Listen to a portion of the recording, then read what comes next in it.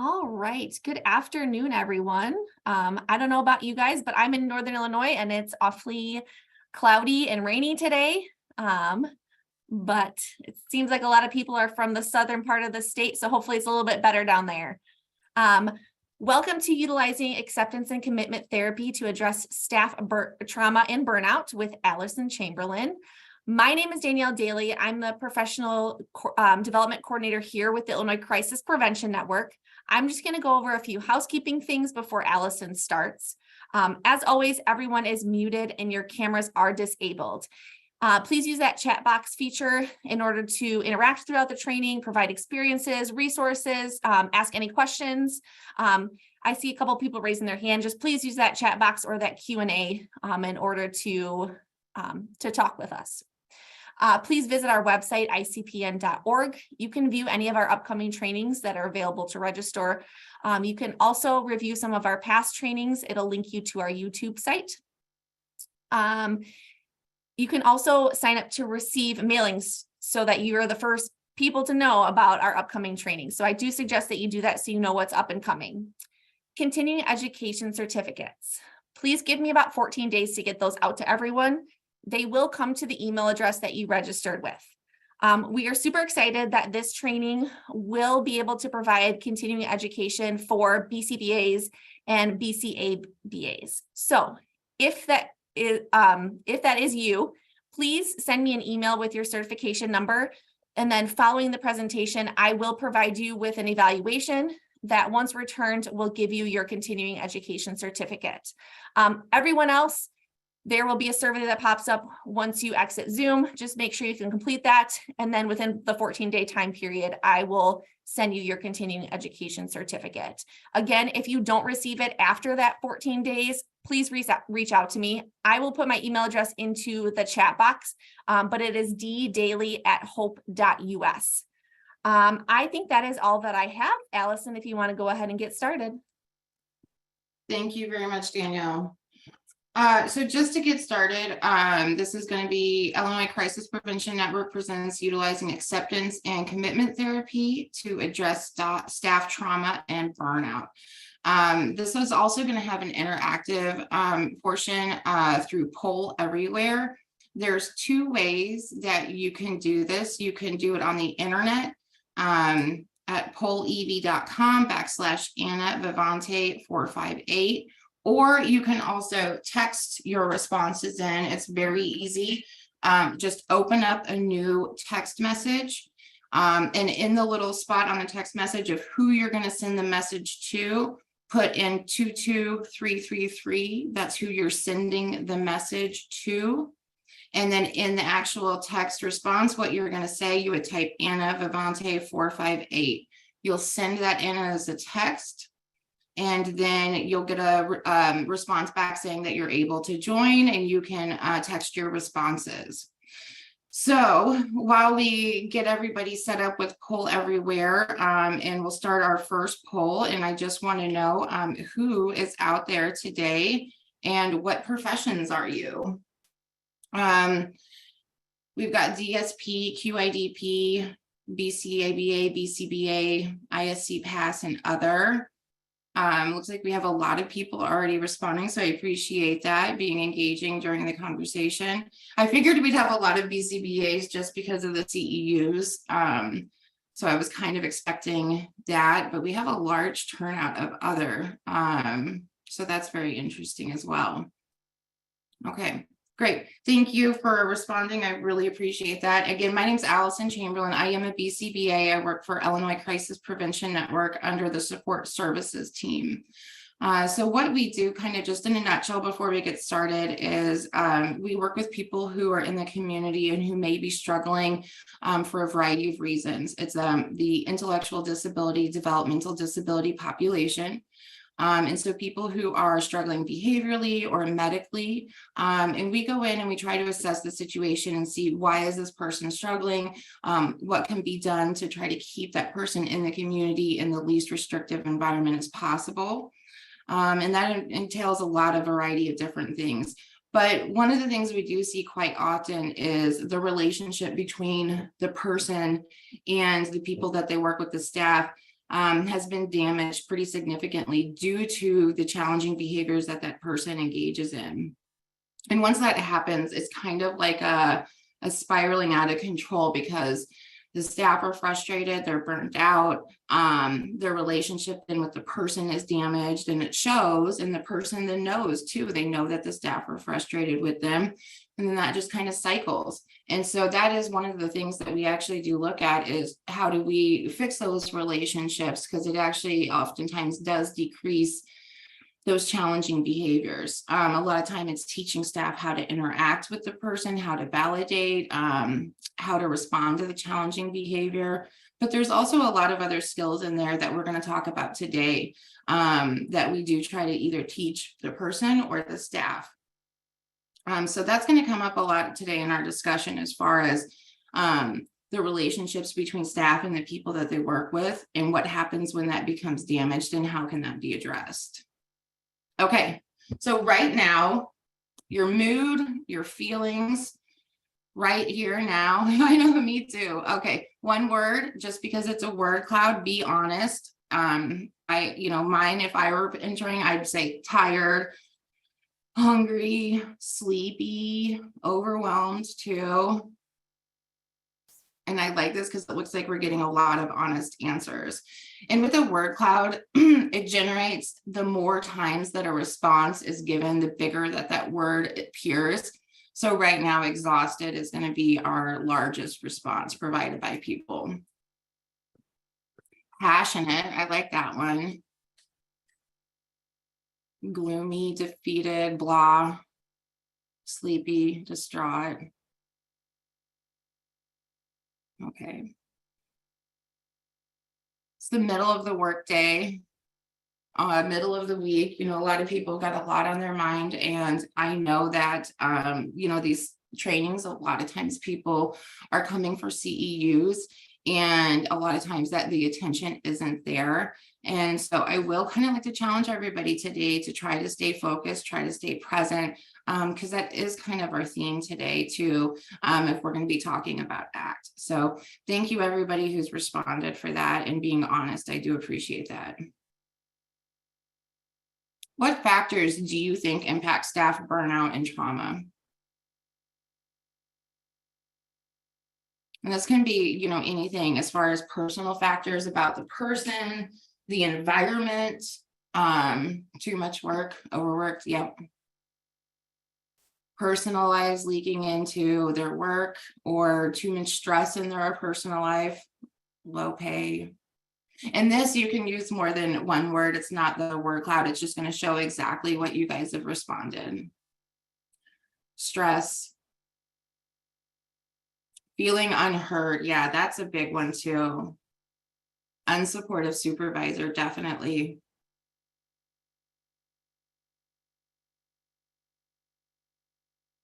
So it looks like we kind of have like two domains going on right now. The things that kind of happen in the work domain, overworked, not a supportive administration, and then the personal life, that person's own life and what's going on there, and the factors and things that are happening there. Staffing shortage, yes. And I'm sure everybody who's on today knows that we are in the middle of a staffing shortage. It has made things very challenging, very difficult. And as we talk about everything today, I kind of want everybody to realize that I am aware of those things, the staffing shortage, but we're going to talk about things in a way that, what are the things that you can do? You can't just magically have all these great and wonderful staff to kind of alleviate the load off of you, but what are the things that you actually can do yourself that are realistic? State government requires toxic environment. Yes, definitely. Those are all really great answers. And you guys have actually covered several of my slides for me. So it sounds like you are already on top of it right now. Okay.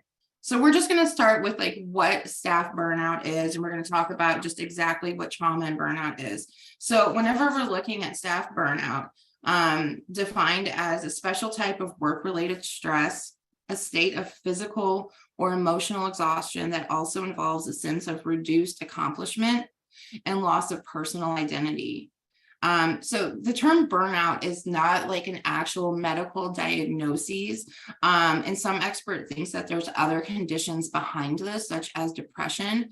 But then you're kind of also getting into the chicken and the egg thing, right? Is this person experiencing burnout because they had these things pre-existing, such as depression or anxiety in their life, and they were actually at more risk for it? Or did the effects of the job and the burnout then kind of bring that person into that? And so that's kind of where you get into that differential diagnosis and can be really tricky. But the point of it is to treat the symptomology, regardless of what it is.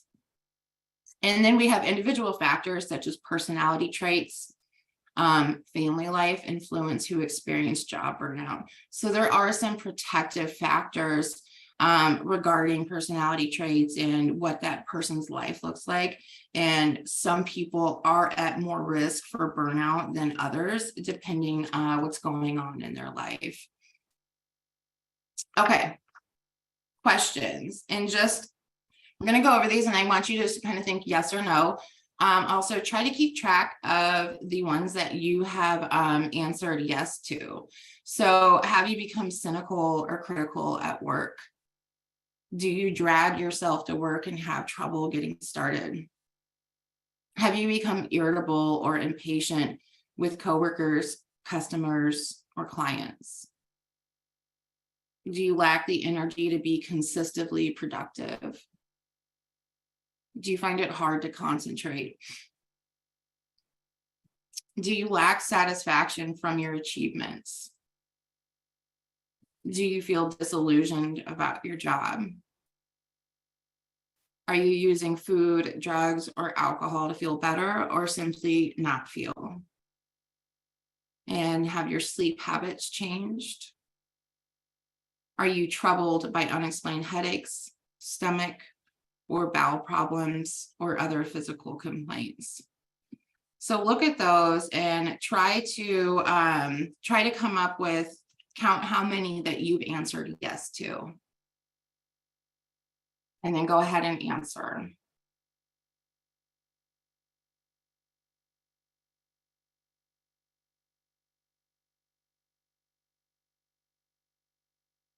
Nobody out there didn't answer, not a single one yes, huh? I definitely answered yes to several. So that's not a critique to anybody. So it looks like we're kind of sitting in like the average range, 4 to 6, about half of the people answered yes to that. So when looking at staff burnout, basically they're saying that if you have answered yes to at least one of those questions, there is a possibility that you might be experiencing staff burnout. And I know some of you might be chuckling and be like, yeah, definitely, I am burnt out. But we're also going to talk about kind of like the progression that staff burnout has and when to intervene and when is most ideal to intervene. Actually, preventative is going to be the best measure. But as the process of burnout progresses, it's going to be more and more difficult to kind of get in and mediate those factors.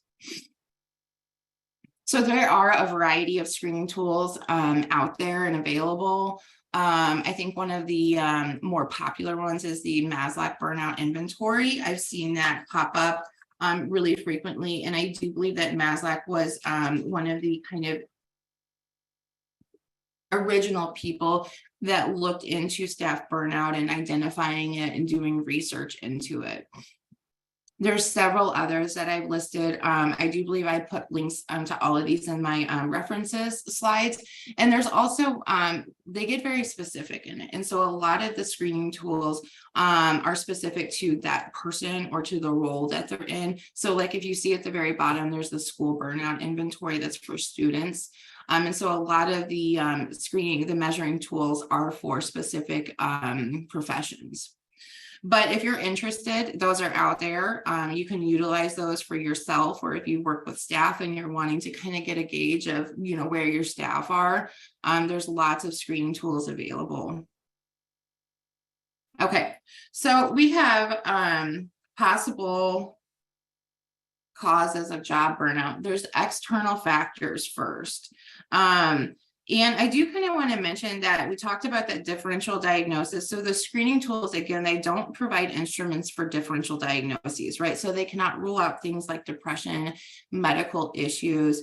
And so those are always things that need to be addressed first, and to be looked at. You know, do you have a medical issue going on that's making you tired or fatigued or depressed? And that it's not job burnout or something like that. So make sure that those medical things are being attended to first.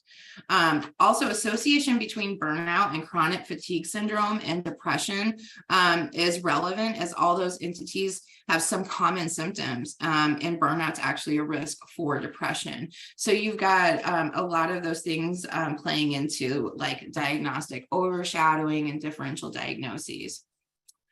So looking at possible causes, external factors, we've got a lot of lists, and you guys named a ton of these already. So high demands at work, problems of leadership and collaboration, contradictory instructions, time pressure, bad atmosphere at work, bullying, that toxic environment that somebody mentioned, lack of freedom to make decisions, lack of organizational influence, few opportunities to participate, hierarchy problems.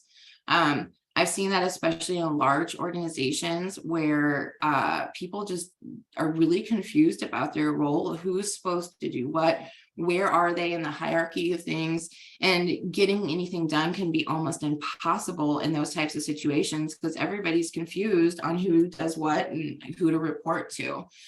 So that can really cause a lot of confusion and then lead to other problems too. Poor internal communication, administrative constraints, pressure from superiors, increasing responsibility. So maybe you keep getting things added to your workload, new roles, new things that you need to do.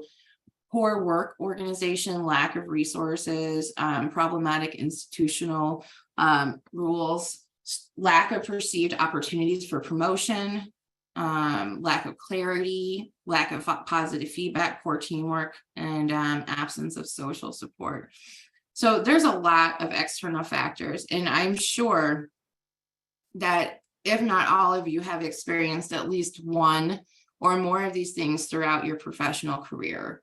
And then thinking of, how did you handle that? How much did it impact your job? Did you end up leaving your job because of it? So there's a lot of that out there. And sometimes when you start stacking those up and you have somebody in a position where they're experiencing a lot of those, it's going to be really difficult really quickly for that person. Internal factors, we would look at things like a high self-expectation, perfectionism, a strong need for recognition, always wanting to please other people, suppressing own needs, feeling irreplaceable, overestimation to deal with challenges, work as only meaningful activity, and work as substitute for social life. So whenever I mentioned before that there are some type of protective mechanisms and not everybody experiences it the same way, somebody who has a meaningful social life, has a lot of relationships, and has a lot of engagement in other places outside of work, that's going to serve as a protection mechanism for them. Whereas somebody who their work is, everything that they do, it defines who they are, they're going to be at more risk for burnout because, they're going to come up under these internal factors of risks or causes. So those are things too, just to kind of be aware of if you yourself have some of these qualities, or if your staff, if you recognize this in some of your staff, it just, these are possible causes of burnout. But there's also ways to address these, and to try to expand one's social support network, the things that they do, the things that they engage in, and we'll talk about that later on. More risks, if you have a heavy workload, work long hours, you struggle with that work-life balance, which I'm sure a lot of us do. I mean, work is a very large part of what we do. We spend a lot of hours doing it, and working, especially in the IDDD field, can be very demanding. It never stops. And when you're working with people who have challenging behaviors, that can be a 24-hour job. and you work in a helping profession such as healthcare, you feel like you have little or no control over your work. So these are all definite risks and things to be aware of. So when looking at consequences of job burnout, there is a lot, and a lot of these things actually are quite concerning, kind of scary, especially when they start going into that kind of like medical realm, like they're actually affecting your physical body and your physical wellness. Excessive stress, fatigue, insomnia, irritability. You have heart disease, so cardiovascular consequences, high blood pressure, type 2 diabetes. I actually, when I was doing research for this, saw several studies talking about the number of people who are diagnosed with type 2 diabetes that work in the healthcare field or at risk of burnout. Vulnerability to illnesses because our body is kind of in a weakened state. Impaired quality of care, decreased job satisfaction, absenteeism, which, I mean, that's going to make things even more difficult. So right now, when dealing with the staff shortage, you have people not showing up, not calling in. People, get hired for the jobs and then they never show up. And then the people that you do have that are your superstars, or the ones that are working really hard, or what you have, they're getting burnt out. And then as a result, you're going to start seeing absenteeism from them. And that's going to make it even more difficult of a situation. You see a higher turnover in personnel, and within these fields too, turnover can really affect people. If you would think of like a group home setting and the DSP staff that work there, when you have a lot of turnover, that can create a lot of chaos in the home, unpredictability for the people that live there.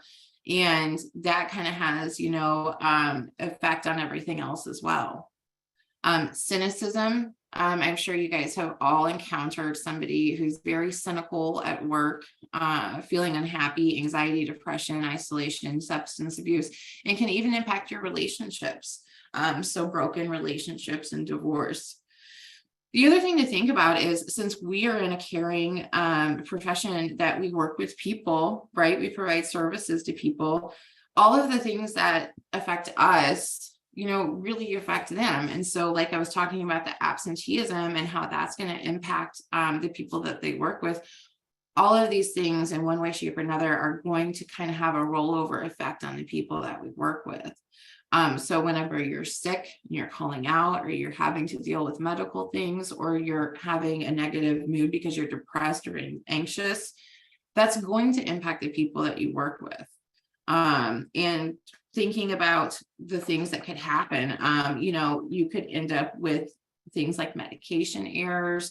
That's kind of like on the extreme end of it, right? But also just thinking of the general relationships between the staff and the people that they serve, and how that in itself can be impacted. Okay, so origins. Term was introduced in the 1970s by psychoanalyst Freudenberger.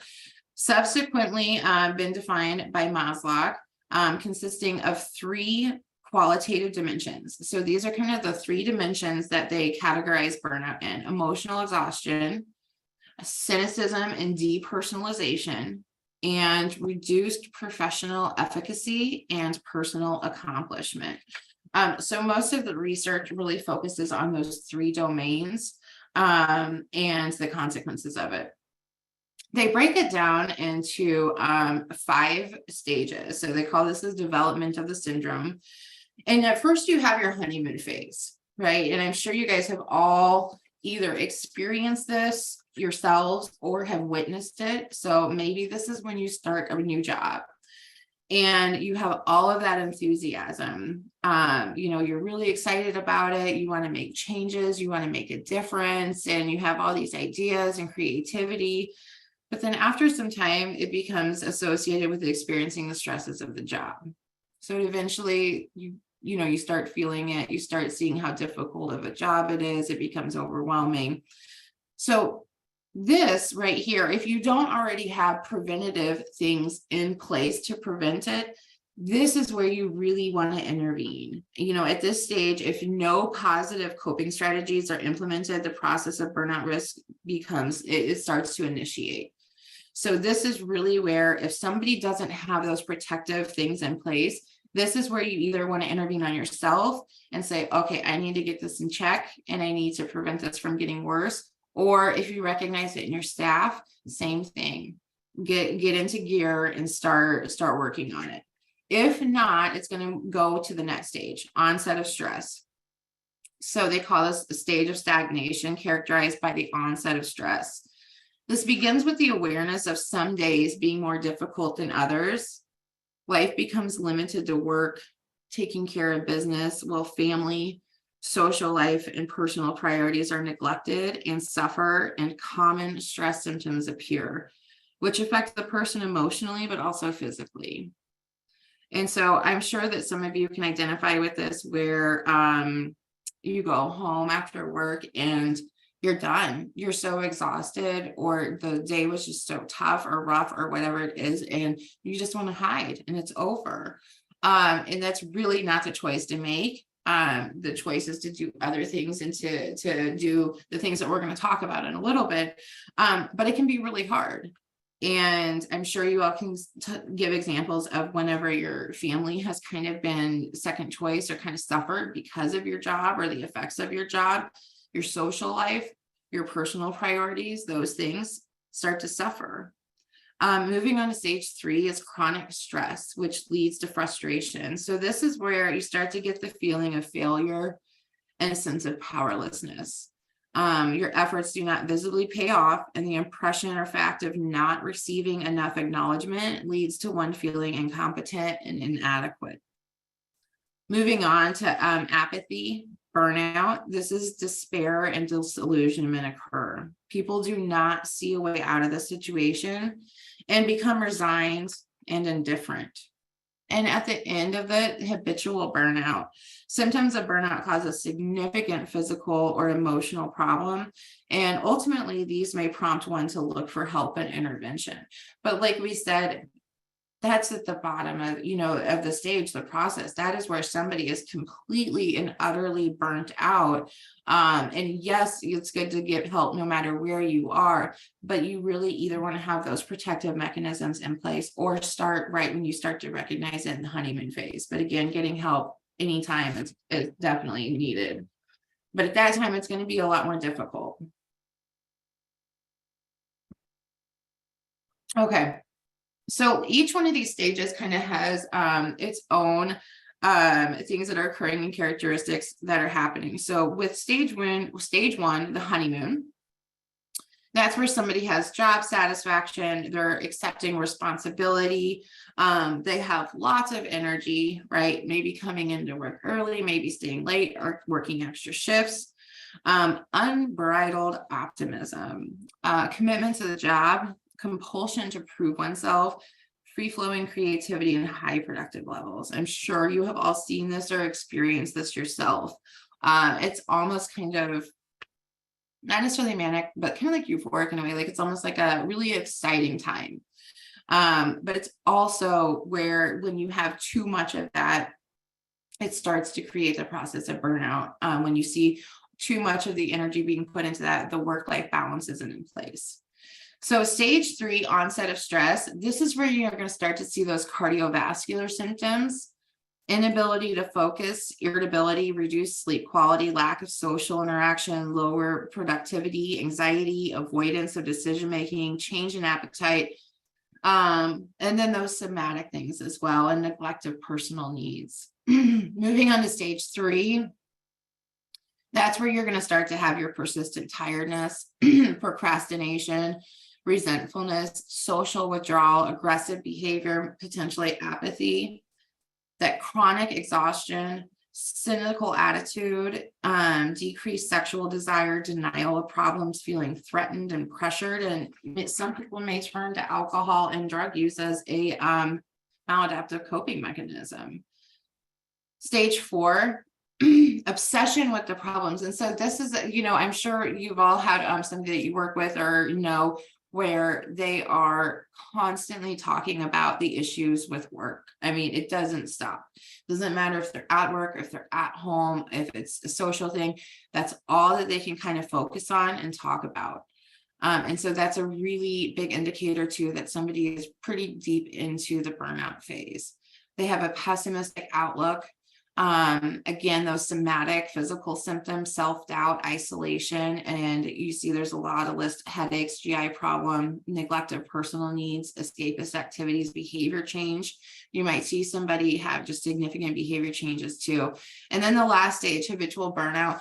This is just chronic sadness, mental fatigue, physical fatigue, and depression. So when thinking about how these symptoms in somebody can impact service provision, I kind of mentioned that, and just thinking about when somebody is dealing with all of this on top of just regular life and the job, this is a lot to deal with. And there is probably no way that it's not going to impact the services that they provide and impact the people that they provide services to. It could have potentially dangerous outcomes. Like I said, somebody who does medication, if they're not focused, they're not rested, they're not well, it could result in medication errors. If it's somebody who works directly with people, there could be issues with appropriate supervision. And we all know when working with people with challenging behaviors, what can happen when somebody is not appropriately supervised.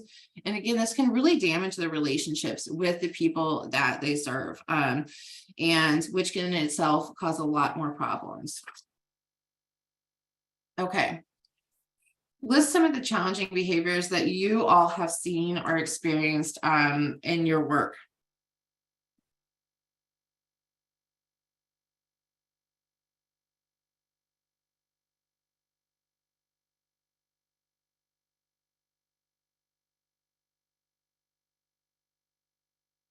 Yeah, physical aggression, elopement.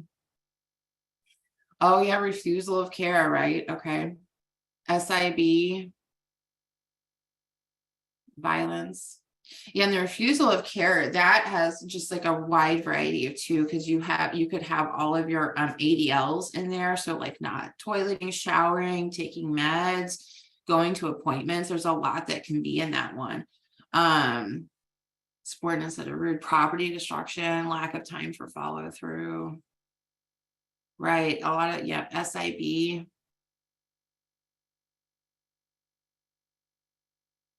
Verbal aggression.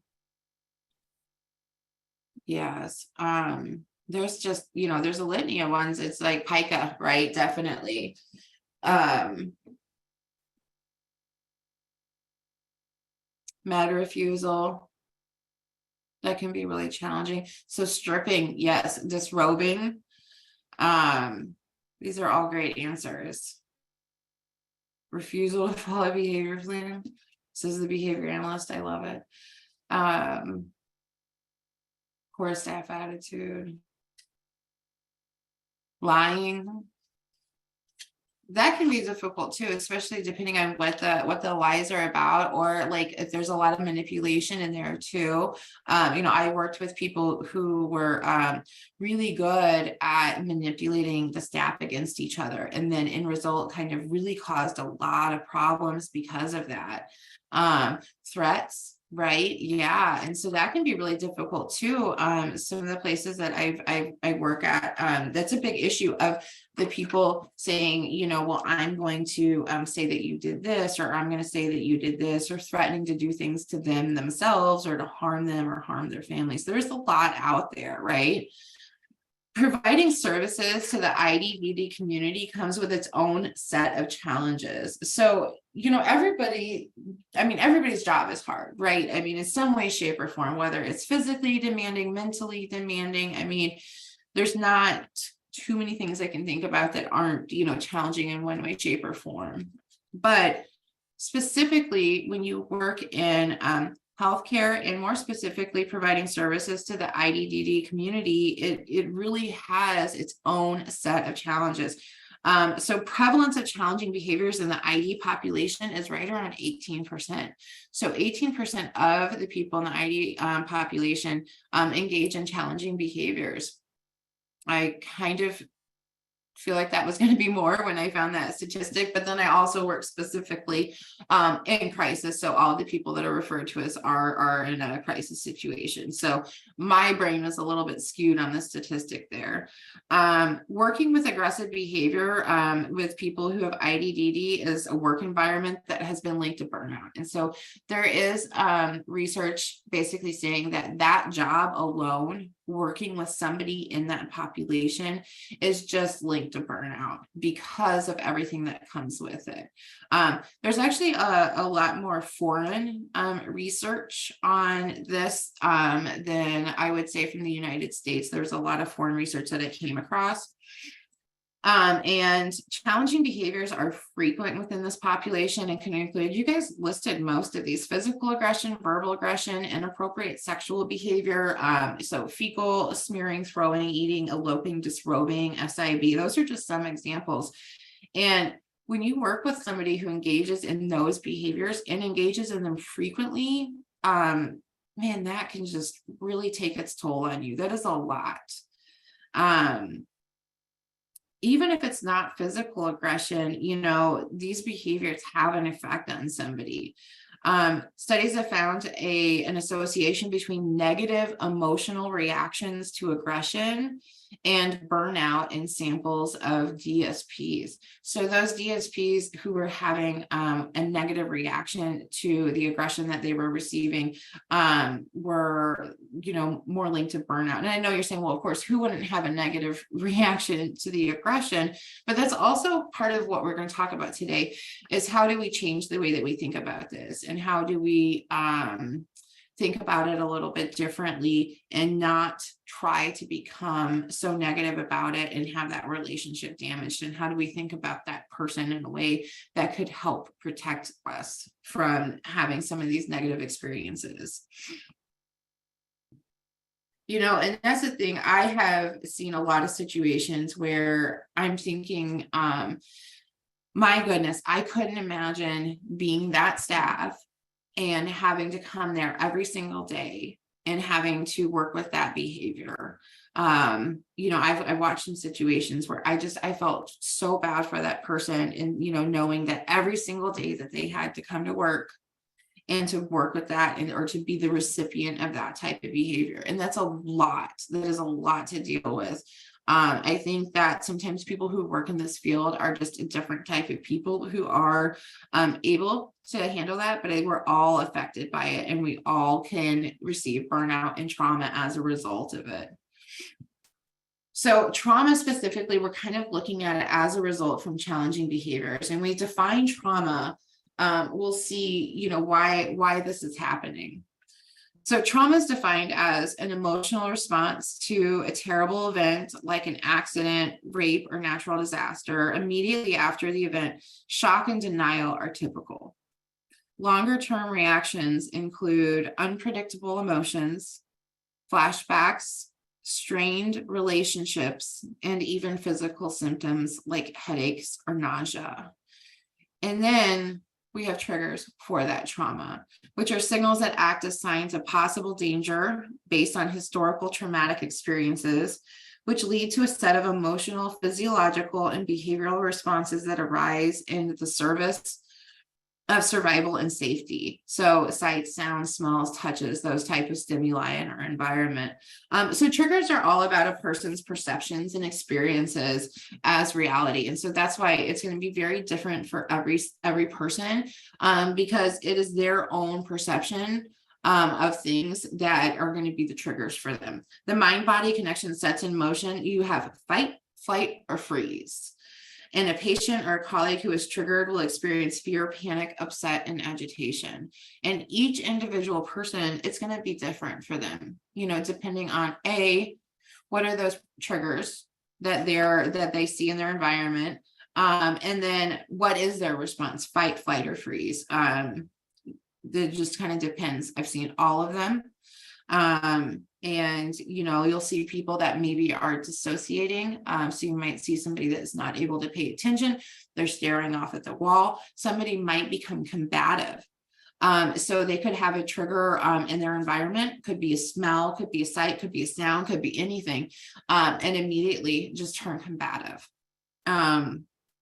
Or, flight, just, I have to get out of here. I need to get out of the situation. It is the brain saying, protect yourself and get out of it. So these are the different types of triggers that can result from trauma. So looking at trauma, there's 3 types. We have acute trauma, which results from exposure to a single overwhelming event. This could be rape, death of a loved one, natural disaster. And the characteristics are detailed memories, omens, hypervigilance, exaggerated startle response, misperceptions, or overreactions. And again, that's how that person is kind of perceiving all of the input in their environment, because they're on overdrive and they're perceiving things as danger, that kind of situation. Chronic trauma, which results from extended exposure to traumatizing situations, prolonged exposure to violence or bullying, profound neglect, home environment, or abrupt removal from an environment with friends or colleagues. And this looks like denial, psychological numbing, dissociation, rage, social withdrawal, and a sense of foreshortened future.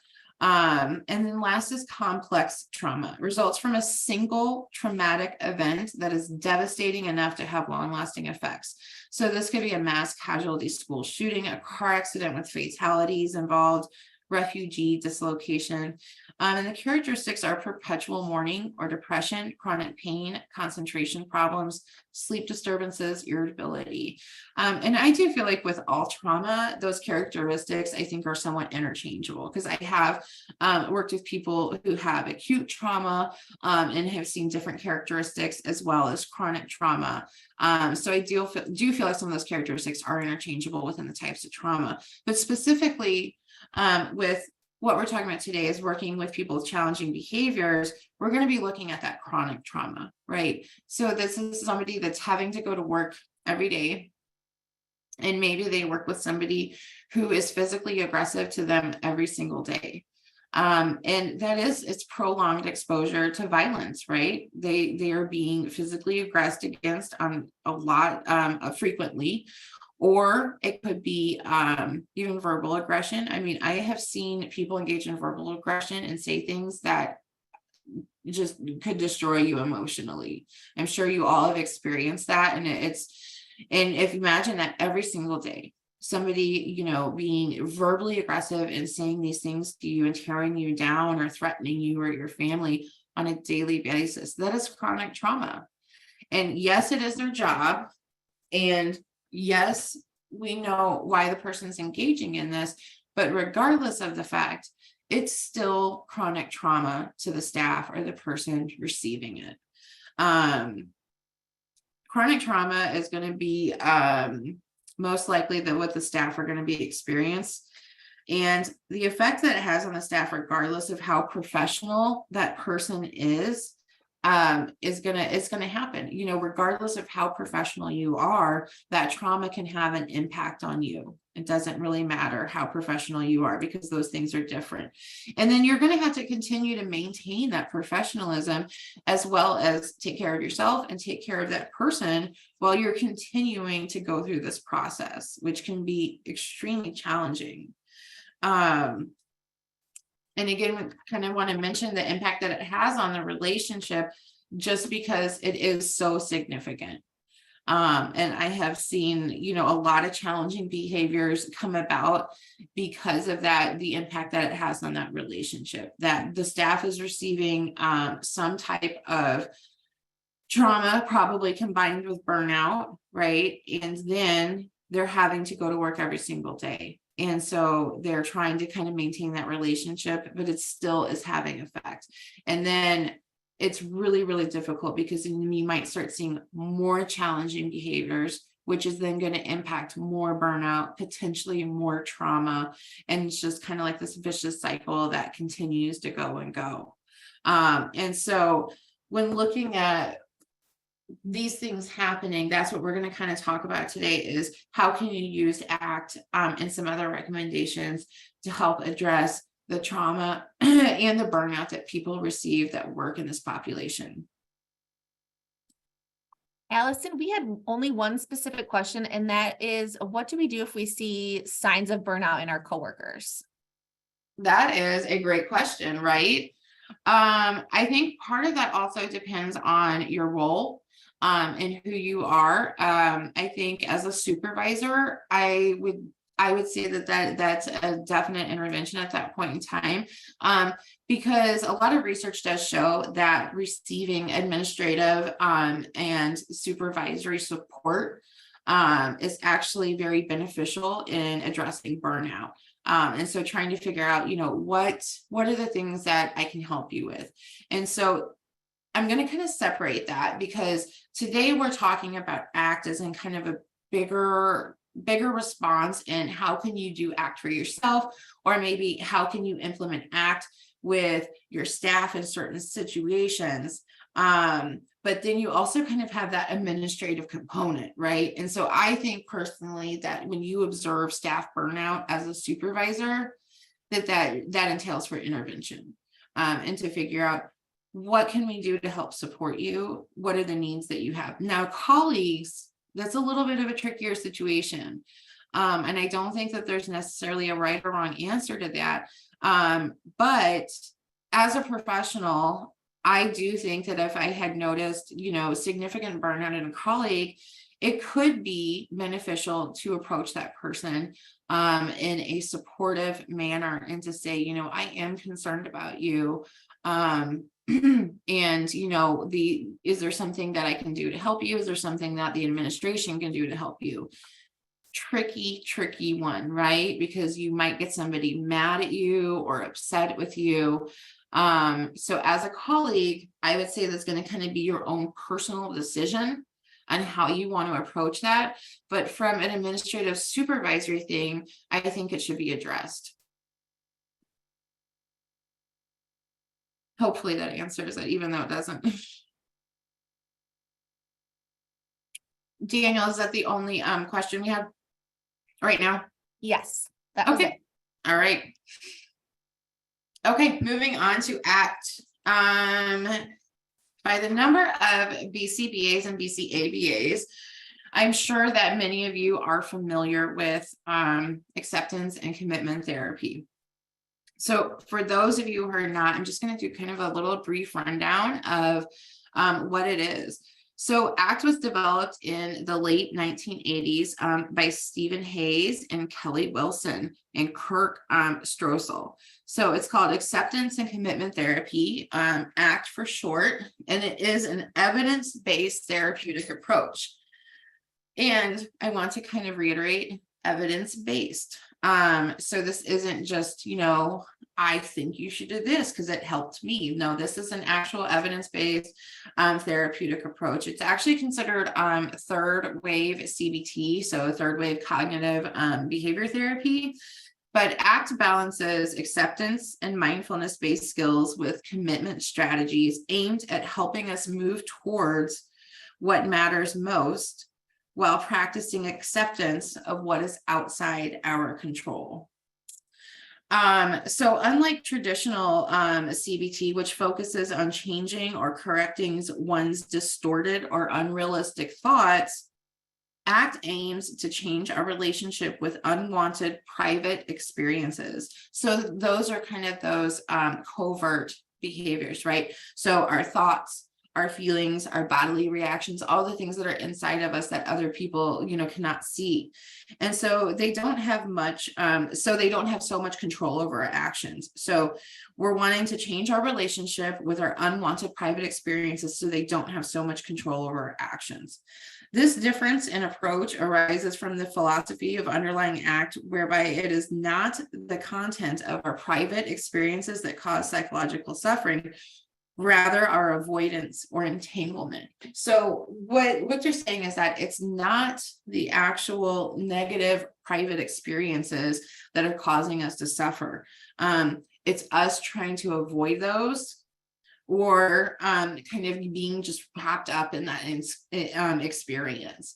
And so the whole concept of just embracing it and not judging it, I don't know if any of you have heard the kind of like that quicksand kind of analogy, but when you're in quicksand, when you start to struggle and you're fighting it and you're lifting your legs, you're getting deeper and deeper in that quicksand and you're not going to get out.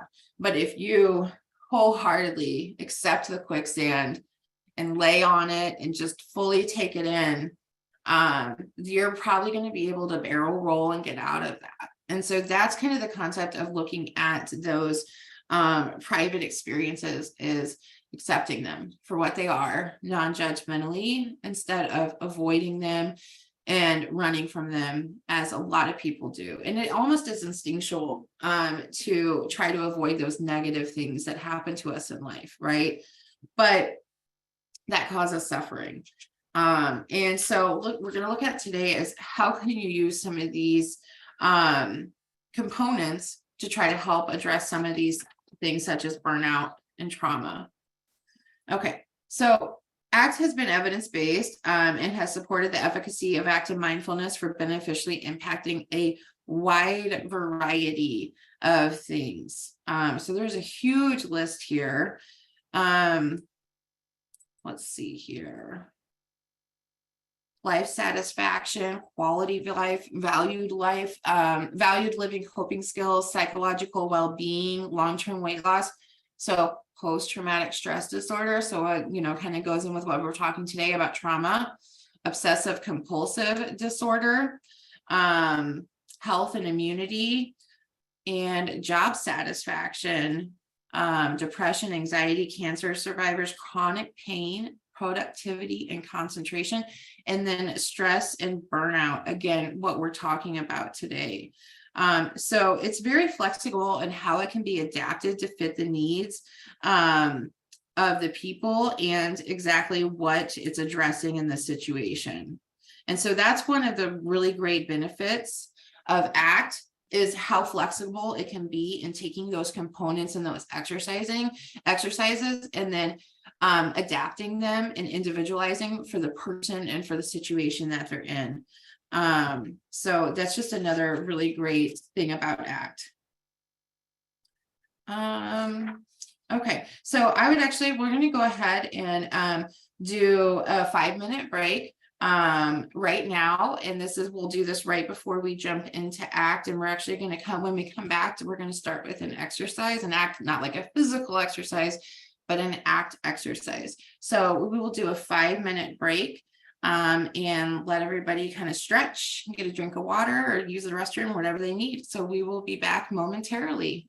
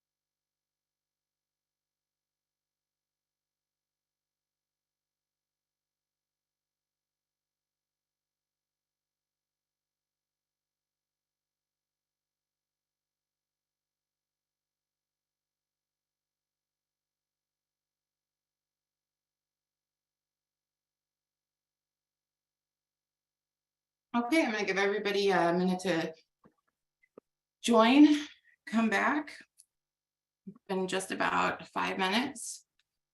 So we're gonna go ahead and pick back up. Okay, so we're going to actually talk about the first part of the hexaflex. So let me go back for a minute here. So ACT is comprised of what's called the hexaflex. And these are the components that make ACT up. We have present moment, acceptance, cognitive diffusion, self as context, committed action, and values. And we're going to talk about most of these today. There's going to be a pretty large emphasis on the values and committed action part of it. But the goal of this is to increase psychological flexibility. And so how you view things in life and how you deal with them, and so that you're more flexible and not as rigid. And that's supposed to help decrease your suffering and your pain and increase your acceptance and present moment in the life. Okay. So we're going to talk about several of these components of the hexaflex, and I'm going to give examples of how you can actually use them, even though I'm sure if you all have Googled it, there are tons of exercises out there, and you can take those and modify as you need. But I wanted to go through specific examples on how to use them as far as to address staff burnout and trauma. Okay, so everybody right now, I would like for you to focus on your feet. How do they feel just where they are? Do they feel heavy on the floor? Do they feel soft in your shoes? Try to remain mindful of your feet while you read the next few lines. So I'm going to be putting up lines of text. And what I'm going to ask you to do is be mindful of your feet while you're reading the text.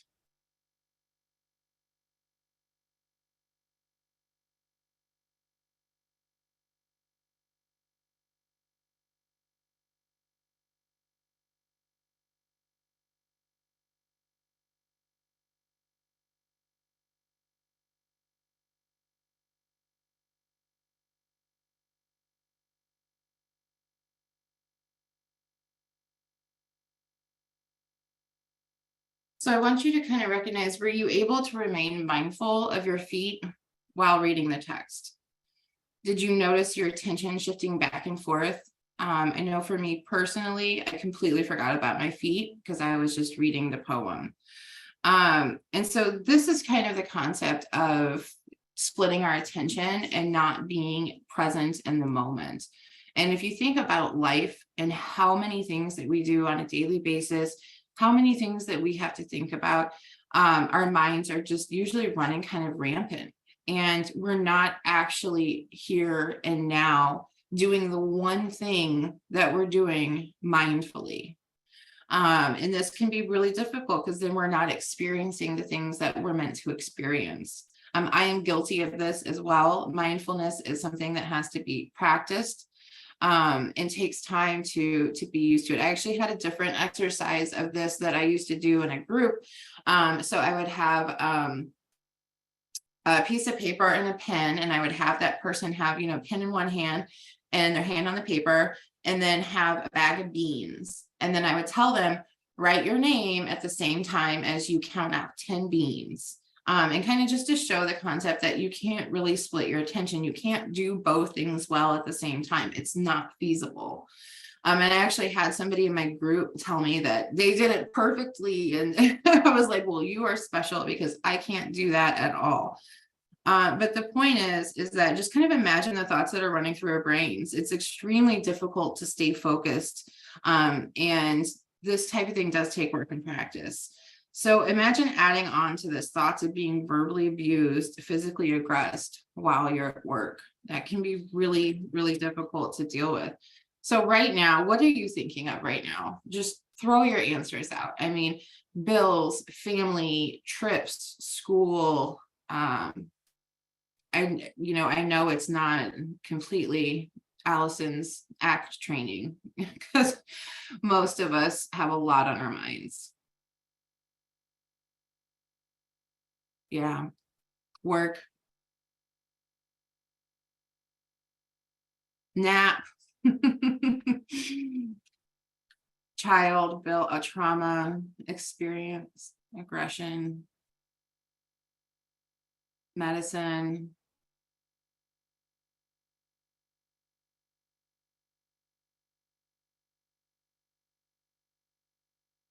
I like the nap answer. That's like kind of one of my favorites. So there's a lot of things there other than what we're doing right now. And it just kind of shows that, our minds are really busy. But the point of it is to be in the present moment, right?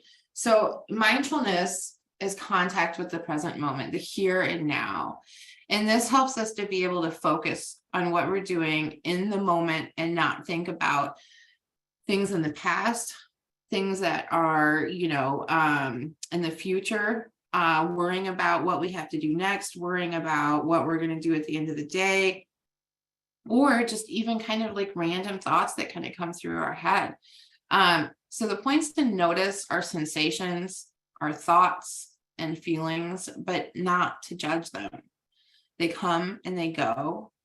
And then also to try to bring your attention to the present moment. So many of us get caught up in thinking about the past and the future and miss out on the here and now. So we want to focus on exactly what we're doing here and now. Practicing mindfulness can have notable psychological effects, but again, it does take practice. The point is not to get caught up in the past or the present and get stuck on thoughts and then judging them. But let's see here. I'm trying to think of something of an example that I was going to give you guys. Oh, okay. So there's somebody that, think of somebody that you work, like a client that maybe you work with, or somebody that you provide services to, that when you think about that person, you maybe have a lot of negative thoughts about them in one way, shape, or form. And so I had an experience with this where somebody that I provided services to, it was just, there was a lot of reasons why that person was difficult for me, but I would always start having these really negative thoughts about the person before I would have that session with them. And then I would start judging myself and feeling really bad for having those thoughts about the person. Like, I'd say, Allison, why are you thinking this? You're a horrible person. They can't help it, or they can't help that. And I would start to have just a lot of sensations, anxiety, like dread. I didn't want to go and do this. I wanted to avoid it. And then the whole time that I was with this person, I'm thinking all of these thoughts, thoughts about them, thoughts about myself, and judging myself. And I'm not even there with that person and engaging with them. And so, I'm missing out on that present moment. And so I tried something of being in the present moment with that person. And so when I had that thought, I would work on being mindful, and bringing myself back to where I was with that person, what I was doing with them. And, what I noticed is that whenever I worked on that, I was actually a lot more engaged with the person. The struggle and the negativity wasn't there. And then I was actually able to have a lot more of a positive experience with that person. And so it wasn't easy. I mean, this is something that I would have to practice and to work on and to do every single time. But I did notice a significant difference between it. And then also the impact that it had on the relationship with the person, and that I was able to build positive experiences with them by being in the here and now and not stuck in my thoughts the whole time. And it's just a drastic difference. But again, practice. So right now, how many of you practice some form of mindfulness or meditation on a regular basis?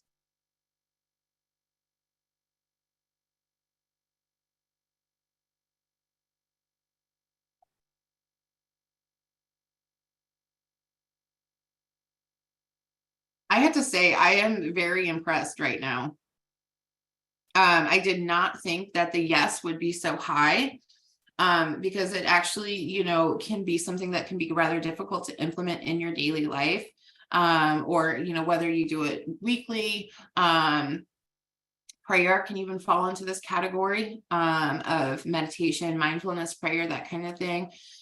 So, wow, I'm really blown away. You guys are really great. It sounds like you're on top of this, and I don't even know if you really need to be learning about this right now, but I'm really impressed.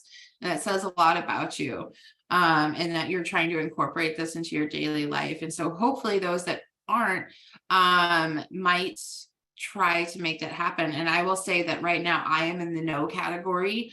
I previously was in the yes category, but I need to do better and be in the no category, or be in the yes category and practice it.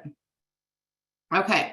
So looking at present moment is we're going to look at ways to utilize mindfulness with staff as well as the people they serve. So here's where you're going to want to try to get creative. And you're either going to try to figure out, how do you use this for yourself? How do you practice this yourself? Or how do you get the staff to do this? Or even better yet, if it's like a DSP situation, or if you provide direct services to somebody, do it with the person that you're providing services. So you yourself and the person are practicing being mindful. And the great thing about these exercises, they can be modified. So most people can utilize them.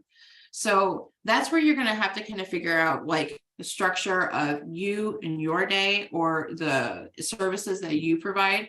An example could be that if you have staff that are DSPs that work in like a group home setting, you could schedule mindfulness activities that the staff do with the people that they're working with every day. And that way you're kind of getting that double benefit of both your staff and the people that they serve, both practicing mindfulness. There's many different types of exercises available, and building it to daily schedules as part of their routine.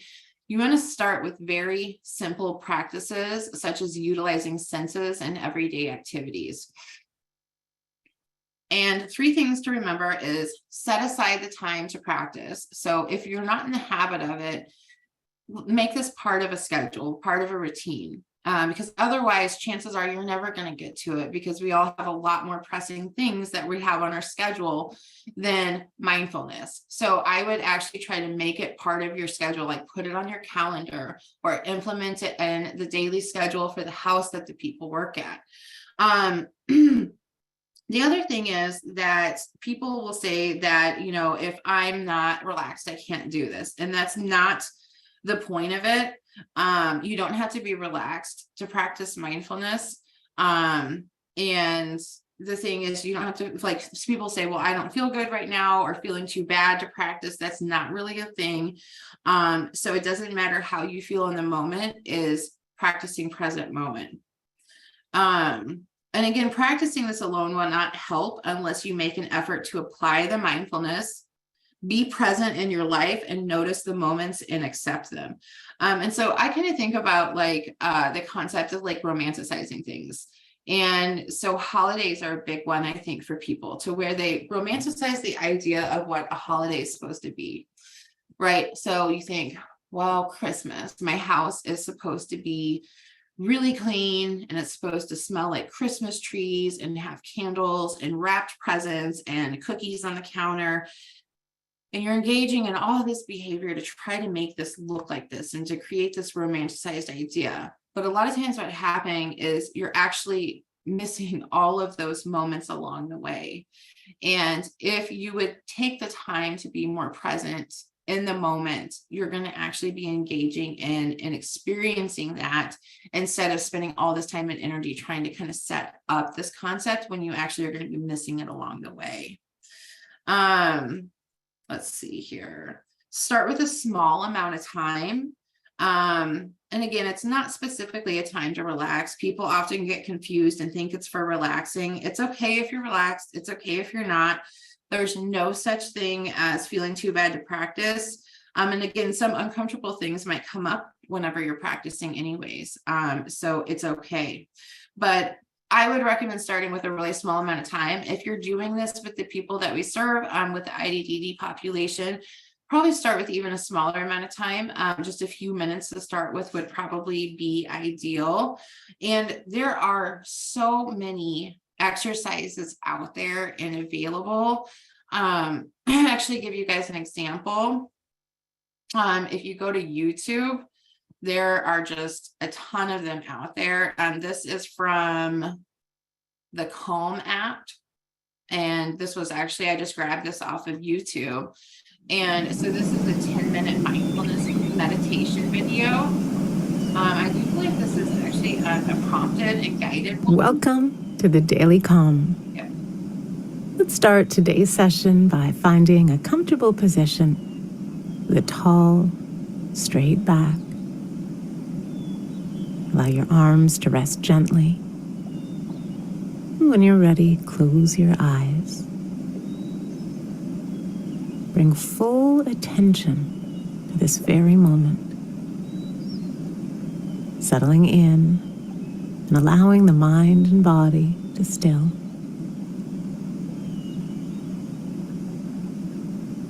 Okay, so I'm not going to play the whole 10 minutes, but I did just want to give you an idea.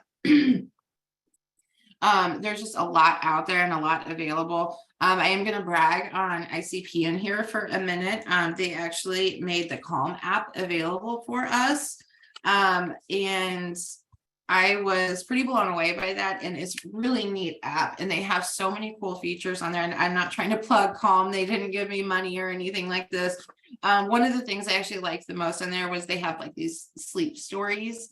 But they have lots of different present moment mindfulness activities that you can do. And so I'm sure if you guys go to the internet, there are tons out there. Let's see here. So there's guided scripted exercises that kind of prompt you and walk you through it. You can do silent walking. So as you take a walk, silently, your attention is drawn to something in the environment. What you're going to do is then say that thing 3 times. So if you see a tree, tree, that is also kind of building in some of the diffusion techniques we're going to talk about later. And also to bring your attention to exactly what you're seeing, exactly what's going on in that present moment.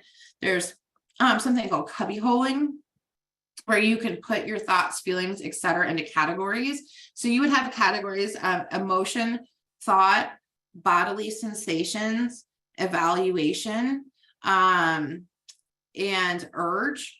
Let's see here. Yeah, and memory. So if you say there's emotion. So if your heart starts beating and you feel your heart beating really fast, you would say there's sensation. Instead of thinking, oh my gosh, my heart's beating really fast, I'm going to have a panic attack. Or if you feel your stomach growling, you would say, oh, there's hunger. And if you have an urge to eat something, there's urge. So you would say the category that whatever you're thinking or you're feeling would go into. And so that's called cubbyholing. And it's just being aware of your sensations and your thoughts, and then putting them into categories and labeling them. And so that's also part of kind of like the language framework that's built into ACT is we're labeling it and we're not fusing it with ourselves. I'm not saying I'm hungry. I'm saying there's hunger. I'm not saying, oh, I'm going to have a panic attack because my heart's beating. I'm saying there's sensation. And so that's a big part of it too. But this is also a present moment exercise you can do that have some of the other things built in with it. Mindful eating and drinking. This is one that I would actually recommend if you're going to try to implement this in like a group home setting. Or use with people that you work with in IDDD population. It's really easy to do. So you would take something like a raisin or like those little gummies, those little fruit gummies, and you would mindfully eat it. And so that would be like, I'm going to look at it first. I'm going to look at the little wrinkles on it, or if there's any impressions. I'm going to, smell it. What does it smell like? And kind of feel it with my fingers. What does it feel like? And then you can put it in your mouth and you can, slowly kind of had it sit in your mouth. What does it feel like? And what flavors am I feeling? Start to chew it very slowly. How does that feel when I chew it? And so that's the whole process of just mindful eating. And so think about when you're eating meals, or if you've ever seen somebody eat meals where maybe they're just like staring at a TV and, you know, you're just eating your food, that is like, you're not even almost tasting your food at that point. You're not thinking about what you're eating. You're not thinking about what you're putting into your body. And it's just the exact opposite of mindful eating. And so when you're eating, that's what you're doing. You're in the present moment and you're eating something and you're being aware of all of your senses and what's going on. I know there's a tea drinking exercise where you make hot tea and you go through all of the steps of, you know, seeing the water change colors and what does it smell like, and then feeling the warm cup and then feeling the steam.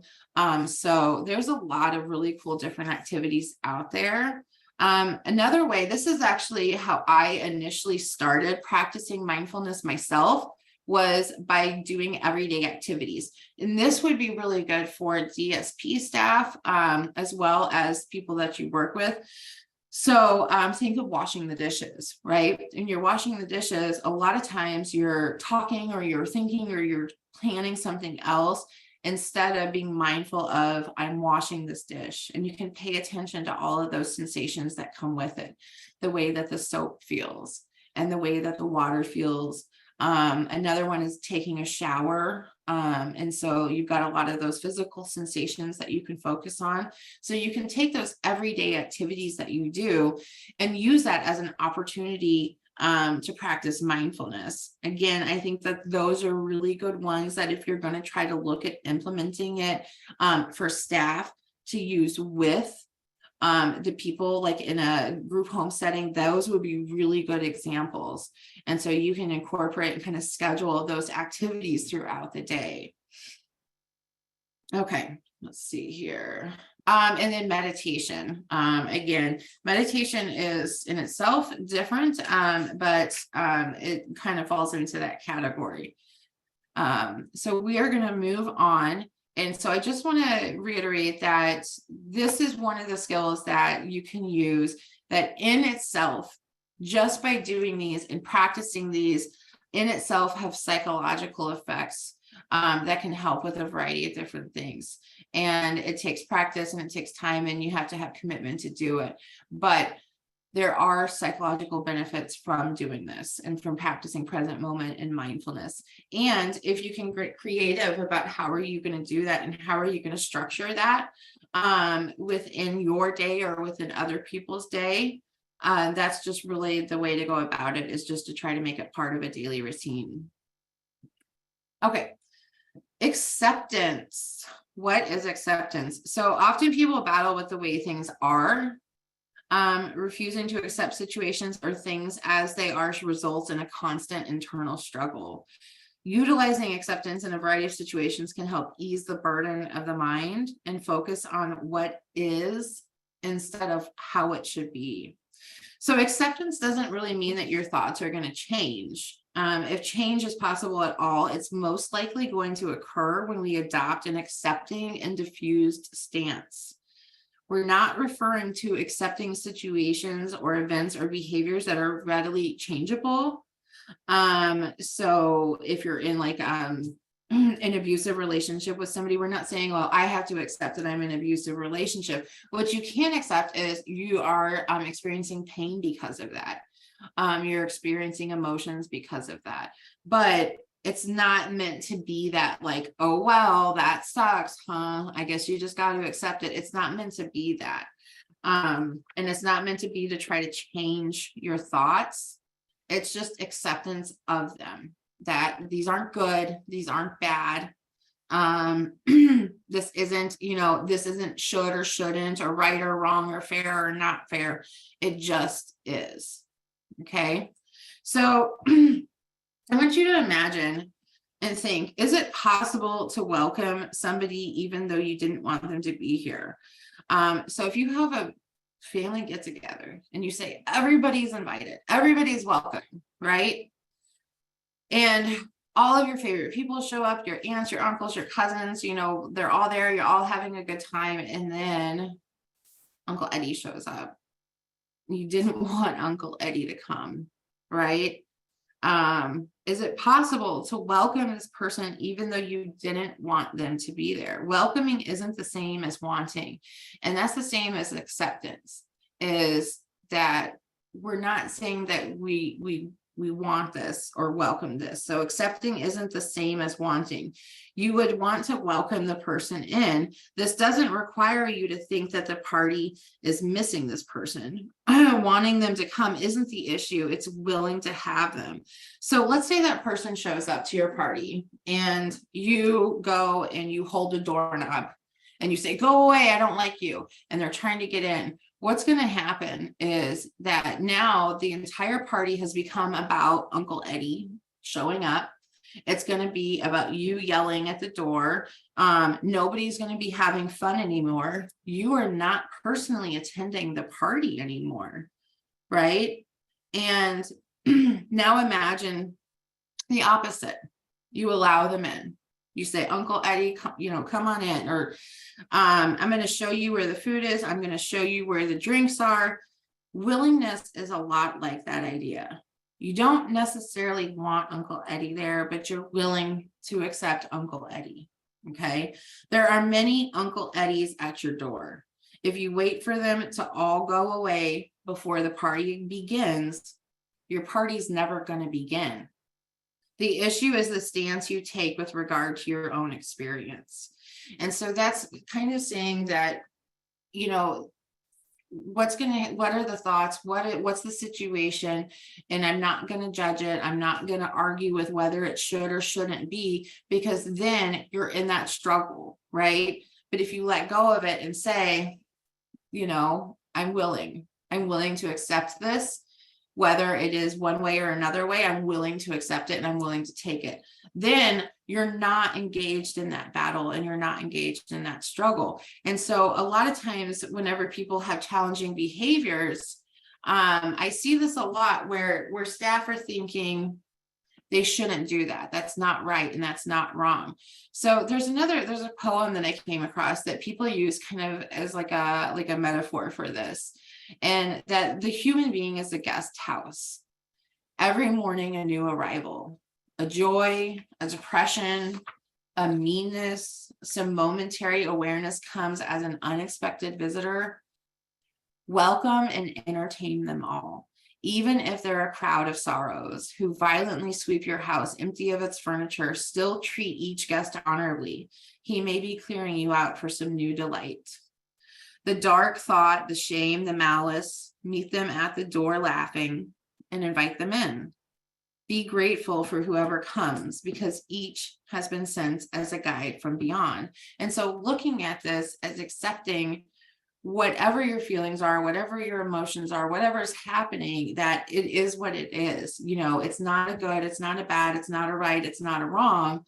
Willingness is holding your pain as you would a delicate flower, embracing your pain as you would embrace a crying child, inhaling your pain the way that you would take a deep breath, right? So it's there, it's with you, you're holding it. You're not saying, I don't want this. You're just saying, I accept it.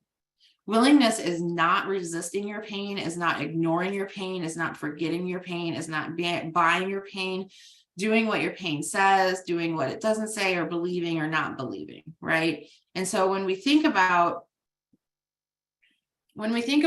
things that can happen to staff and the situations that they come in, a lot of times you see a lot of power struggles that come about because of this. So you might have somebody that's engaging in a lot of challenging behaviors, whatever that they are, and the staff feel out of control. They feel like they shouldn't be doing this to me, or they shouldn't be doing this, and they're bothering everybody else in the house, and they're bothering me, and it shouldn't be like this, and this isn't fair, and this isn't right.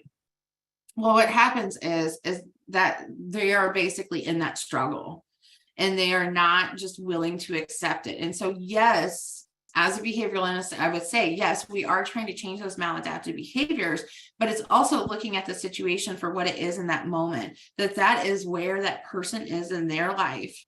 And that is how that they are engaging in those behaviors and how they're responding to whatever's going on in their life. And acceptance of the situation doesn't mean that you have to necessarily like it or don't like it.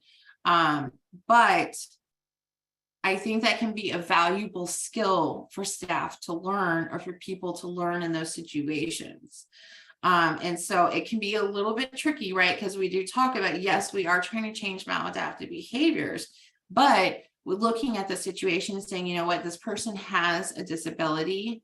They are engaging in these behaviors for a variety of reasons because of either stimuli in their life or in their environment or whatever's going on. And instead of having this battle of thoughts of they shouldn't be doing this, they shouldn't be hitting me, they shouldn't be hitting other people, taking more of an acceptance stance is going to change the way that staff view and staff think of that situation. So there's an acceptance exercise where you take kind of like a little cutout picture of a head, and you write down a single troublesome emotion or thought or sensation or behavioral urge that you've been struggling with. Now look at what you've written. Does it evoke other strong or difficult feelings or thoughts or experiences that are themselves the target of the struggle? Write those down too. Keep writing. Then fold the paper, carry it in your pocket, be willing to carry these with you because you choose to, because you're willing to, and go about your day. Maybe pat your pocket every once in a while and ask yourself, does all of that stuff that you've written down on your head get in the way of you living a powerful, vital life? Or can you carry it gently and lovingly and willingly as it is, and not as it says it is? And so that's a big thing too, is a lot of times that I have found whenever working with staff who have either been the receiving end of trauma from people or are experiencing burnout, a lot of times their own personal lives are really affecting them in a way that they don't realize. And that's why I think that these skills can be utilized in their own personal thoughts, and then also the way that they think about the people that are engaging in these challenging behaviors that make their life and their job so difficult. And so it's kind of like a twofold thing. You've got to address it in both areas. So we talked about how staff kind of focus on challenging behaviors of those they serve in a perspective of what's right or wrong, what's fair, and they sometimes fail to see the situation as it is. Again, this often turns into a power struggle about the person and the behaviors themselves, thinking that they shouldn't do this, this is not right, which leads to the relationship being damaged. It's important that the staff understand that their thoughts about the person aren't good, they aren't bad, they just are. And so if you have staff that are starting to think really negative things about somebody because of their behaviors, they then might just start to have that internal struggle itself. And so acceptance is going to be really important in that process, to say, you know, it's just a thought, you know, it is what it is. It's just a thought. Accepting the person as they are and understanding that they have a disability and challenges that result in the behaviors that they see. Okay. So again, practicing acceptance is going to be something that's going to be really, really necessary. I also think that either these need to be built into your daily life in how you do things, or you can structure them within. But I think if you're looking at like an administrative type of thing, that these could be set aside times that you meet with people and that you address some of these components. And if you're saying, if you see a staff that is on the recipient end of challenging behaviors, meet with them frequently and check in with them and see how they're doing, and ask them, you know, what are some of your thoughts about the person, and kind of see what they're saying. And so you can also prompt them through acceptance exercises and look and see how they're dealing with that situation. So when looking at cognitive diffusion, which is another point of that hexaflex, sometimes when we use a word to describe something, we often become fused with that word. And that's kind of what I was talking about with the staff who are working with people with challenging behaviors. And a lot of times they start to use words to describe that person, right? They're a runner, they're a hitter, they're a spitter. This can cause those labels to be fused with that person. And so then when that staff sees that person, that's what they see. They don't see all the other things that makes up that individual. Cognitive fusion seeks to separate these labels from the person. So again, repeatedly calling oneself a name, that label becomes infused with that person.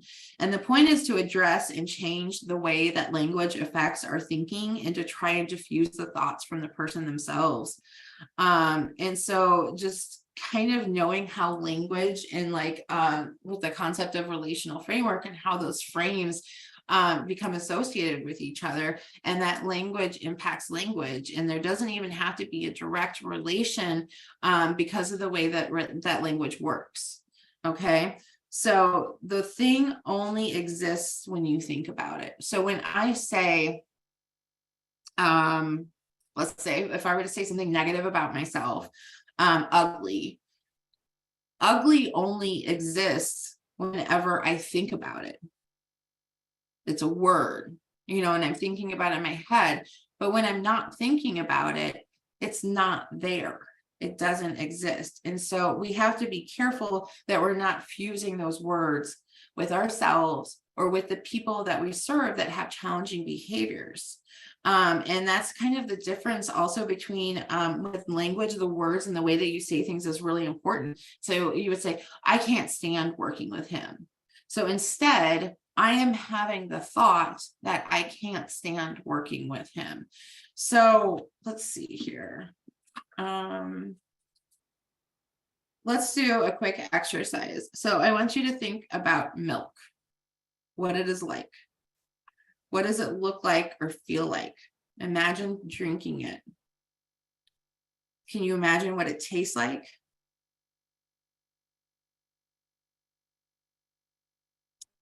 It's unlikely that many of you are actually drinking milk right now, but you can imagine it. So that's really the power of human language, is all we have to do is think about a word, and it can evoke sensations in us. If I think about Tabasco sauce, I actually, like, my mouth waters because I really like Tabasco sauce a lot. And so I kind of have that taste and my mouth will start watering like I'm consuming it. Okay. So now what I want you to do is I want you to say the word milk out loud, over and out loud if you can, please. Out loud over and over and over. There's going to be a little bar on the bottom of your screen, and when that fills all the way up, I want you to stop. I will also say stop, but go ahead and start. It's going to be milk, milk, milk, milk. Keep saying it.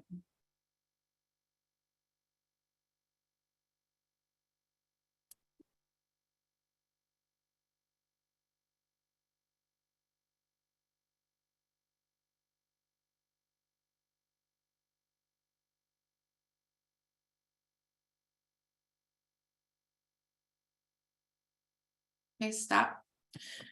So I want you to notice how that word changed. Did you notice what happened to the meaning? Did it still evoke the image, the word, the sound? And I want you to imagine doing this with negative words that you either use to describe yourself or that you use to describe the people that we work with. And it changes the way that we actually think about the word. And so I actually have done this with different words. The word just starts sounding weird and bizarre and it loses meaning. And you're like, is that even a word anymore? Like, I don't even know.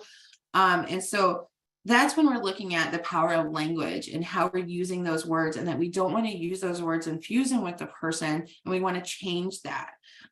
So what are some words that people use to describe people who engage in challenging behaviors? I gave a couple examples, like runner,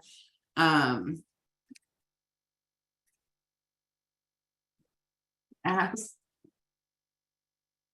difficult, eloper. Yeah, so a lot of times they'll use the behavior, right? And they'll go, oh, they're a biter, or oh, they're a hitter. Predator, yes, definitely. Right? So a lot of these words, and then what's happening, stinker, I like that one. Okay, what's happening is then the staff are using these words, and they're using them when they talk to each other, when they talk around people, when they're talking with the people that they work with, and then those words are becoming fused with that person, and we want to try to stop that. Okay, those are all great examples. Attention seeker, that's a good one too, right? Yes. cusser. Yeah. Aggressive. Great examples, everybody. So when looking at cognitive diffusion, there's lots of different ways you can do it. There's the milk exercise, labeling your thoughts. And there's leaves on a stream exercise, describing thoughts and feelings, variety, vocalization, buying thoughts. So the goal here is that we want to separate the person from those descriptors that are often coming with the challenging behaviors. And we want to look at changing the language and the descriptors. When we can change the way people think and see themselves and others, we can work on changing that relationship. Okay, not describing the person as a runner or a hitter. We want to use other positive things about the person or things that they like, or simply just their name. Okay, labeling your thoughts. So example of that would be, I am having the thought that, I am having the feeling that. Instead of saying I'm mad, I would say I'm having a thought that I'm mad, or I'm having a feeling that I'm mad, or I'm having a feeling that I don't want to work with them today, or I'm having a feeling that he's probably going to hit me today. So we're going to label that instead of actually saying it is. Objectifying. So you could take the word and objectify it. If it had a color, what would it be? If it had a size, what would it be? If it had a shape, what would it be? If it had a power. And so there's this whole process you go about of changing this little, they call them pain monsters, I think. And so it eventually turns into something completely different. And it's not this just like negative connotation word that you're thinking of. There's lots of different ways to use cognitive diffusion, but the most helpful ways that I could recommend would be to help shape and model how to speak to staff or how to speak around staff about the people that they serve and the feelings that they have about them. And so you're going to want to be the one modeling the appropriate language use, right? So not calling them a hitter or a runner or saying negative things and getting the staff fused with those words about that person. And you guys can go on the internet. There's tons of exercises. I listed some here, but for me personally, I think the biggest thing is just going to be really careful about your language, the words that you choose when you're describing the person that's engaging in challenging behaviors, as well as staff themselves, right? Because we have that two components of the person that's engaging in challenging behaviors and the relationship that the staff has with them, and then also the relationship that the staff has with themselves. And so the cognitive diffusion would go in both ways. When staff talking about themselves, as well as staff talking about the staff that we're working with. Okay. I know we're getting close to time, so I'm just trying to be mindful of that as well. So the big thing that I really kind of want to talk about is values and committed actions. And these are two parts of the hexaflex. And we really want to identify what values a person has, what's important to them, how do they want to live their life and interact with the world. Chances are most people do not want to live their life and interact with the world with negativity and cynicism.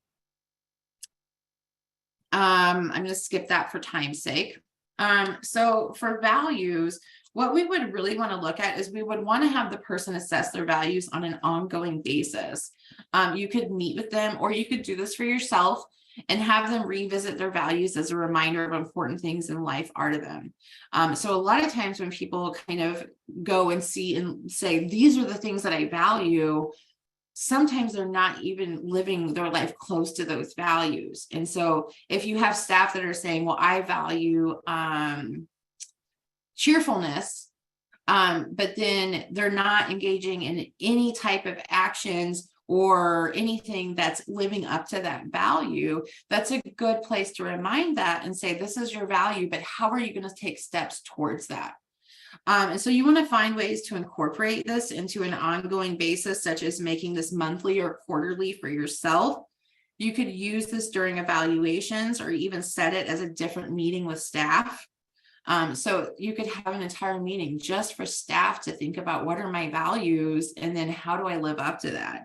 You could also incorporate this into the structure of the place that the staff work and include it for the people that they serve as well. The point is to have the person identify what's important to them and how they want to live their life. It's easy that we can become disconnected with these values. One of the things that before I start skill building with anybody that I work with, the first thing that I do is I start with their values and then I build off of there.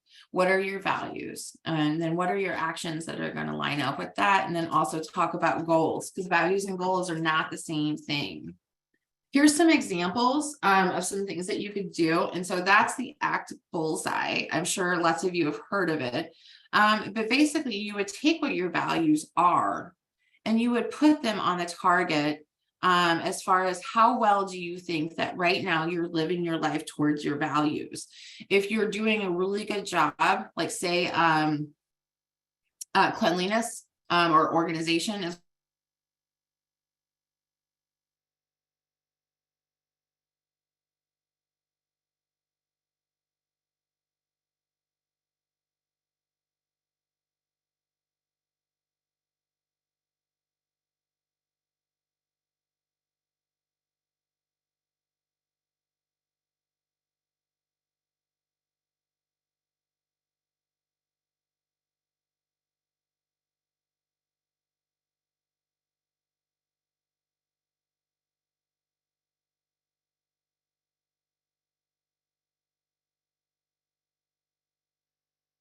Hi, everyone. It looks like Allison might be frozen. I'm gonna give her a minute to try to sign back on here to finish out. And if not, we'll kind of just wrap things up. Oh, yep. It looks like she just got knocked out. We'll give her a minute to get back on. If not, we will wrap things up. I have sent out the presentation, but we'll send it out again with CEs if she's not able to finish. So give us 1 second to see if we can get this figured out.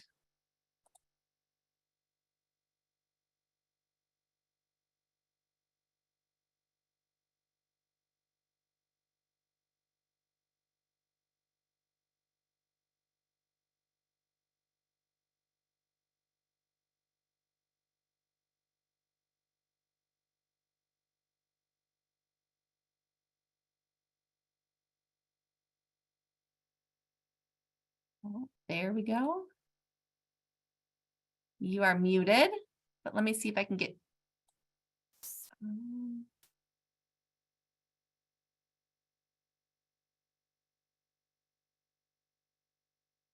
There we go.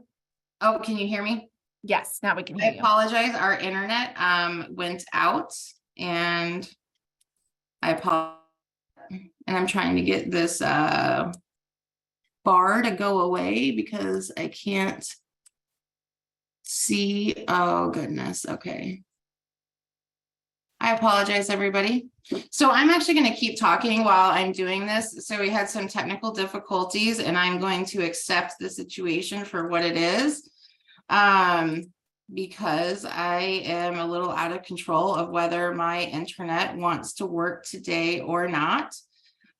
So we're talking about values and making sure that people are lining up with those. I had thrown up a couple examples there just to kind of say that, you know, you can kind of check in with people and see there's that ACT bullseye that I talked about, as well as there's a tombstone exercise, which yes, is a little morbid, but is a way to kind of check in and say, you know, whenever you're not here anymore, what do you want people to have remembered you by? What are the things that are important to you, etc.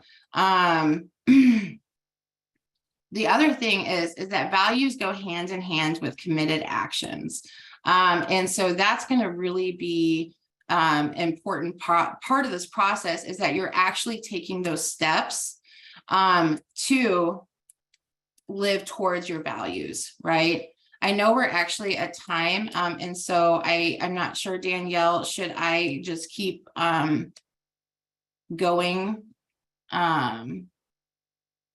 You are welcome to keep going over a couple of minutes. I did inform everyone that I did send out the presentation. If people are not able to stay on, they can also gain access to the presentation when it is posted on our YouTube site, which is accessible through our website, which is icpn.org. So if people are not able to stay on, you are more than welcome to sign off. Again, give me about 14 days to get those CEs out to everyone. And if you are not able to stay with us, please be sure to check out the remainder of the presentation on icpn.org.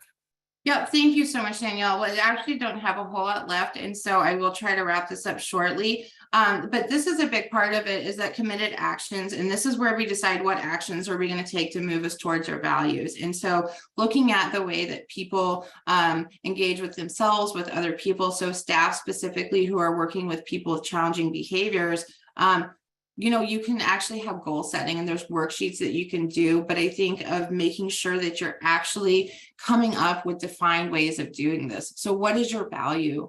And then what is your goal going to be for the week? What do you want to achieve? Is your goal SMART, specific, measurable, attainable, relevant, time-based? How will it create a difference in your life? So there's a lot of questions. So for example, if being cheerful is one of my values at work, but I am not speaking to anybody cheerfully, I would make my goal for that week, my committed action, to cheerfully say hello to every person when I come on my shift and when I leave my shift. And I know that seems a little silly and a little like you have to schedule this out or you have to make this, but if you're going to actually make those changes and you're going to live towards your values in your life, you're going to have to take committed actions. And it's actually best to kind of define those out and what they are and how you're going to do it. Okay. Because sometimes we get caught up in just saying like, well, I'm just going to be this cheerful person and I'm going to be so great and wonderful to every single person. Well, that's grandiose. And that if you really are trying to take steps towards this, how are you going to do this and how is it going to look like? Okay. So committed actions is a really big part of it. There's lots of ways that you can integrate this. Like I said, you can do specific meetings with people. You can do these exercises yourself. But I think this is a very, very important part of it, because if we're saying these are my values and these are the things that are important to me, we actually have to do things to live towards that. Right? If I say that my family is important to me and spending time with my kid is important, but when I go home from work and I go and lay on the couch and I fall asleep, I'm not having committed actions that show that. But I could set a goal of, well, I'm going to spend 30 minutes with my kid when I get home from work every single day and do this activity. And that's actually going to get me to do that action to line up with my values. And so think of ways that the staff relationship with that person who's, having difficulties, what are ways that that person can set those goals and those committed actions to start improving on the relationships that they have with the people that they serve that are engaging in challenging behaviors. Okay, just a couple more things. These are from some research that I did specifically on addressing burnout. So the work environment and the person's own personality and attitude, they all need to be addressed. Again, we talked about ways that you can incorporate these into practices, but if you are in an administrative role, I would look at how can you use some of these things and incorporate them with your staff or your daily practices. Relationships are very important. They often go by the wayside when stress and burnout occurs, but the person needs to have and maintain these relationships and having quality time. You can also connect with colleagues to discuss emotional aspects of the job. So just making sure that you're maintaining those relationships or you're building relationships with people as needed. This is an important part of a protective mechanism for burnout, as well as dealing with burnout. Again, religious belief, spiritual practice. This is an attention to one's own religious beliefs and or spiritual practice.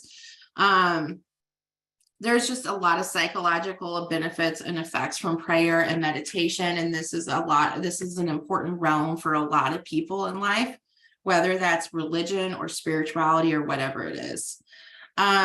And the work attitude has two components. So finding meaning and fulfillment in your work, and then also actively choosing and limiting the type of unfulfilling aspects of the job.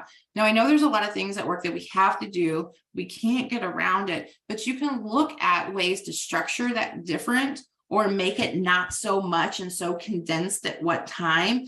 And then also finding meaning and fulfillment in work and what is it? And you can do that also by identifying what your values are. And so why is this important to you and why are you doing what you do? Okay. Self-care practices, this is really important. So, having proper medical care, exercise, sleep, diet, nutrition, seeking professional help when needed. And this is also, you know, those things that you do to kind of take care of yourself and self-care. I actually had a client who was like the queen of new me activities. And that's kind of like those things that you do to make yourself feel good, right? Like you read or you run or, you know, whatever it is. And I realized, I was like, I have no self-care or activities or things in my life that I enjoy anymore. Like they've all disappeared. And so I actually started picking back up my hobbies again as kind of an inspiration from the client that I worked with. And so now I'm back playing the piano, I'm back cross stitching, I swim, I shoot archery. And so it's really nice to look forward to those things in my life and having those back in. And adapting a specific life philosophy. This is an approach to life based on a positive outlook where one identifies own values and acts according with emphasis on the balance between personal and professional life. So although it is each person's responsibility to take care of their well-being, again, an organization should promote it. And if you are in that position, look at what are ways that you can support that and implement that within your staff and the people that they work at. So I want to check in with you guys again. Give a one-word answer to describe your current mood and feelings. Be honest.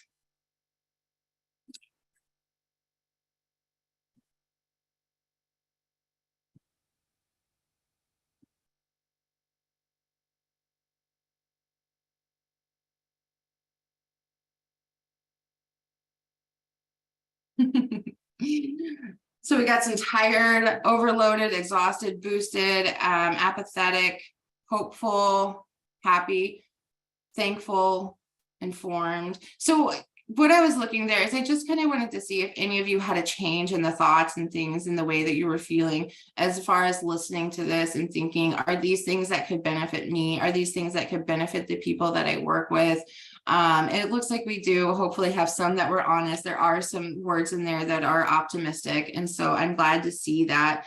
I apologize for going over on time today. I apologize for my internet going down. But again, I think that's just a testament to the acceptance of life and the things that happen. And so I really appreciate everybody's engagement today. And it was really nice having all of you. And thank you very much. Thank you so much, Allison. Great presentation. Thank you for everyone for attending. And we'll see you at the next one. Everyone have a great day.